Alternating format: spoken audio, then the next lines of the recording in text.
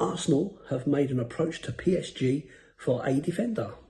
The 2026 Community Shield has now moved from Wembley. Aston Villa's Evan Gusend is weighing up his options. Saeed El Mala's proposed move to Brentford is now not progressing. Brighton have completed the signing of winger Zadok Yohanna, and England's youth team goalkeeper Matty Young is attracting interest from the Championship and League One clubs. Here are your daily Premier League headlines.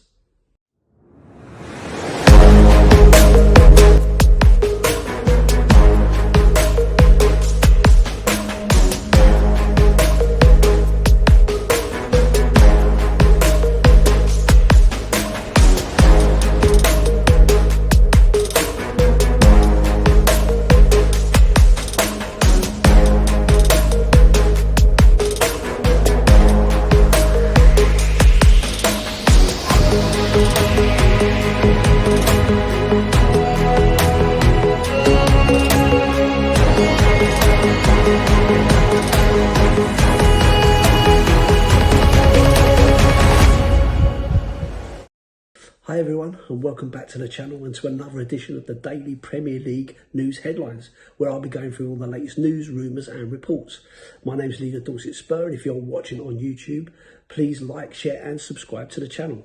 If you're listening to this on an audio platform, please hit that follow button and leave a review if you can. So let's get into it. Let's get through some of these main stories today. So Arsenal have made an approach for PSG defender Emmanuel Mbemba on a free transfer this summer, according to the BBC. The report suggests PSG have offered the 18-year-old a new contract, but he's open to a move to the Premier League, favouring Arsenal. The France youth international was played as centre-back in PSG's youth teams, but Arsenal are thought to view him as a long-term option at left-back. The 2026 Community Shield will take place on Sunday, August the 16th at 3 p.m. The curtain raiser event between Premier League champions Arsenal and FA Cup winners Manchester City will take place at Cardiff's Principality Stadium. Normally the game takes place at Wembley, but the weekend gigs taking place at the National Stadium means the Community Shield moves to Cardiff for the first time since 2006. Evan Gusend is weighing up his options after Crystal Palace's clause to make his loan move from Aston Villa permanent has expired, according to the Standard.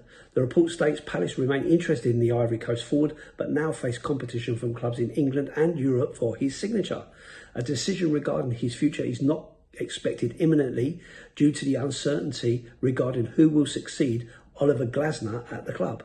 Gusend joined the Eagles on loan in January with an option to buy for £28 million and scored 2 goals across 14 appearances in all competitions. The Villa loanee enjoyed a strong start at life at Selhurst Park, recording all 3 goal involvements in his first 5 appearances before a knee injury sidelined him for 9 games. He returned for the final 3 games of the season and came off the bench as a Palace beat Rayo Vallecano to lift the Conference League trophy. Saeed El Mala's proposed move to Brentford is not progressing, in part due to his family request that the Premier League club also sign his brother. Malik El Mala also plays for FC Köln in Germany as a striker, but Brentford's interest is in the 19-year-old winger, who has had an excellent season in the Bundesliga. As a result, nothing has been formally agreed between the clubs nor the player, contrary to reports in Germany, although a fee for Saeed is not expected to be an issue given the figure of around £39 million, €45 million, has been discussed at length. Although El Mala is believed to be open to signing for Brentford, there is also believed to be uncertainty about whether 21-year-old Malik would qualify for a work permit.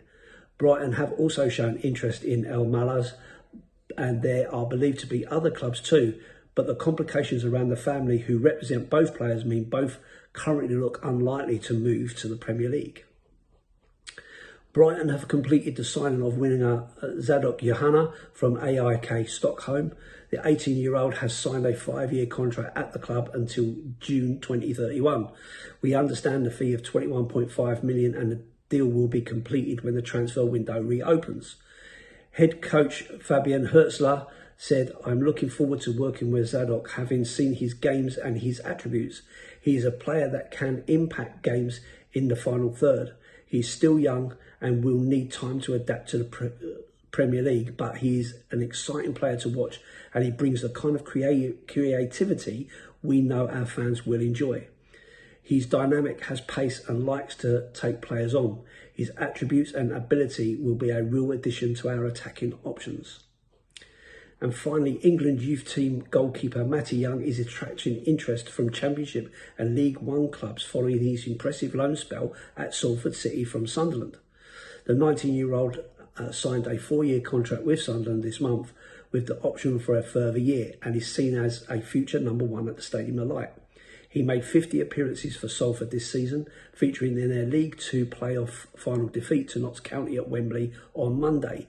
Sheffield United Wednesday and Leicester City are among the clubs looking for a goalkeeper option in the summer's transfer window. So my thoughts on some of these stories. First time the Community Shield has been moved away from Wembley for 20 years. Unbelievable, really, that it's been that long, to be honest with you. But it kind of makes sense. I'm a bit surprised, really, that it has to go all the way to Cardiff. I'm sure there are other stadiums around that could host the Community Shield. Not that I would want Tottenham to host it for Arsenal as the reigning champions, and being able to lift a trophy in our stadium.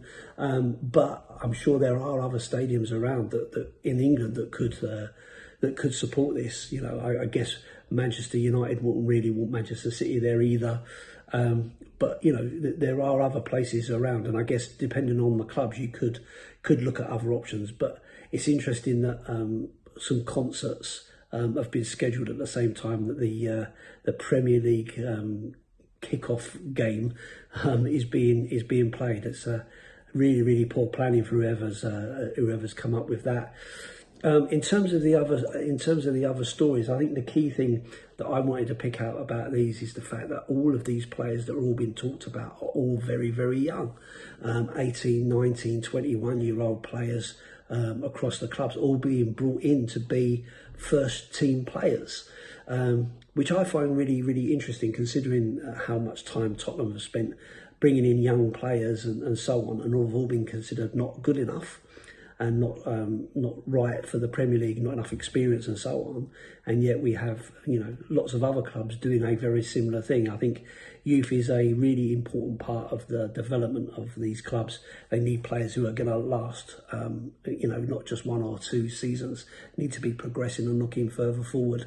And it's interesting as well from an Arsenal point of view, going for an 18-year-old centre back to make a left back. So yeah, I just find that quite an interesting story, with Tottenham buying a lot of older players, or currently buying a lot of older players. I think our youth quota is overwhelmed, and we probably need a little bit more balance, where maybe some of these other clubs have got more balance already, and that's why they need some of these youngsters coming in. But yeah, interesting thing. I thought a little bit different than what Spurs are doing, but it is early days. There is lots and lots of other deals to be made, so we'll see how this pans out over the course of the window to see what kind of breakdown we get of older players with experience as opposed to young, exciting talent coming through. So yeah, that's it for me today. Thanks for watching and listening. I hope you enjoyed it. If you're watching on YouTube, please like, comment and subscribe. If you're listening on an audio platform, please do hit that follow button and leave a review if you can. So all that's left to say is I'll see you on the next one, and as always, up the Spurs.